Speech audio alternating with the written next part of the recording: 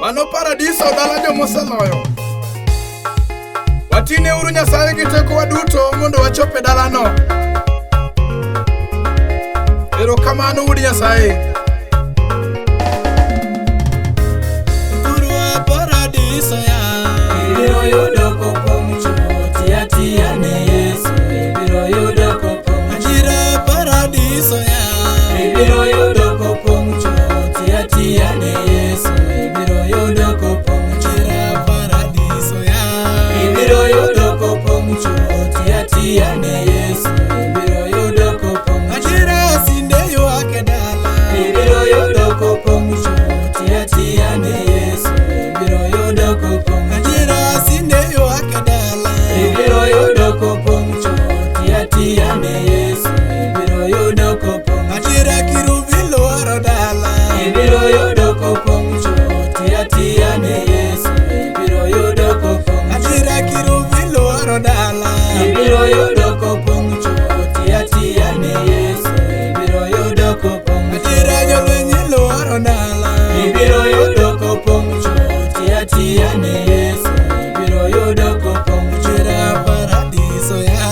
ibiro yudo kopong' chuo tia tia ne Yesu ibiro yudo kopong' ajira jokinda dhi e dala ibiro yudo kopong' chuo tia tia ne Yesu ibiro yudo kopong' chuo. Watiuru ne Nyasaye jolweny, dala nitie moselosi, jomoloyo kende manodonji, telnwa ratego. Urwa paradiso ya ibiro yudo kopong' chuo tia tia ne Yesu ibiro yudo kopong' lamo ngimani e dala ibiro yudo kopong' chuo tia tia ne Yesu ibiro yudo wenyi wuoni lamo lembeni e dala ibiro yudo kopong' chuo tia tia ne Yesu ibiro yudo dira wuoni lamo borni e dala ibiro yudo kopong' chuo tia tia ne Yesu ibiro yudo onye wuoni robe luluni e dala ibiro yudo kopong' chuo tia tia ne Yesu ibiro yudo onye wuoni robe liudu luoro dala ibiro yudo kopong' chuo tia tia ne Yesu ibiro yudo singu wuoni robe yokinda e madonyo ibiro yudo kopong' chuo tia tia ne Yesu ibiro yudo onye wuoni robe jonguno e madonyo ibiro yudo kopong' chuo tia tia ne Yesu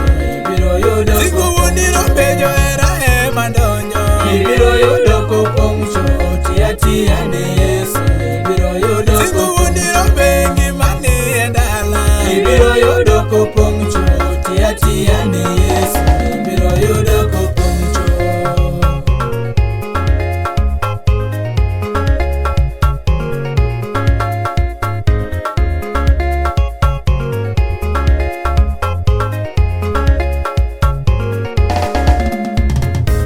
Ajira paradiso ya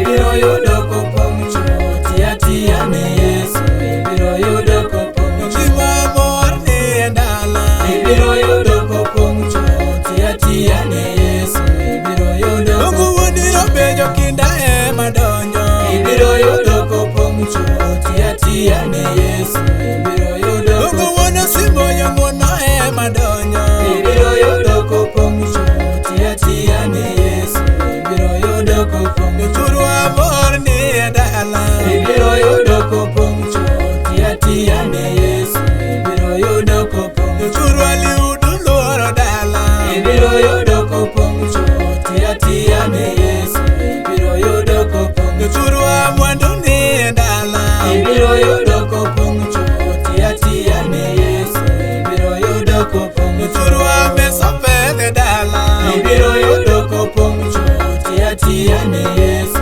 ibiro yudo kopong' churwa kombochan e dala ibiro yudo kopong' chuo tia tia ne Yesu ibiro yudo dongo wuoni robe paradiso ya ibiro yudo kopong' chuo tia tia ne Yesu ibiro yudo kopong' chuo. Ipar jogi wuod Nyasaye kaka Bishop Daniel Omondi Mamra kod Dan Salim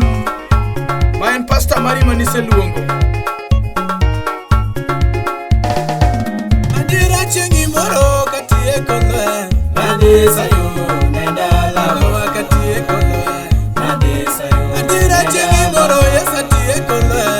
madhi Sayun e dala Adiera katieko lweny madhi Sayun Baweyo nyengo mirima machandowa madhi Sayun e dala Yawa katieko lweny madhi Sayun Baweyo chone gi gombo machandowa madhi Sayun e dala Yawa katieko lweny madhi Sayun Baweyo nyengo mirima machandowa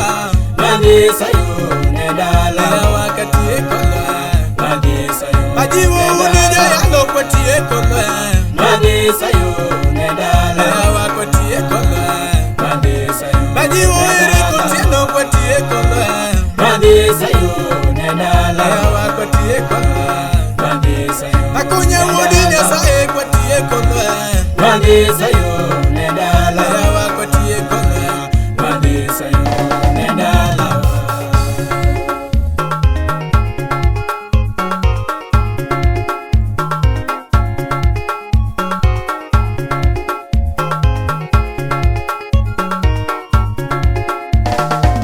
Ogola chingi moro yesatieko lweny madhi Sayun e dala Yawa kwatieko lweny madhi Sayun Baweyo nyengo mirima machandowa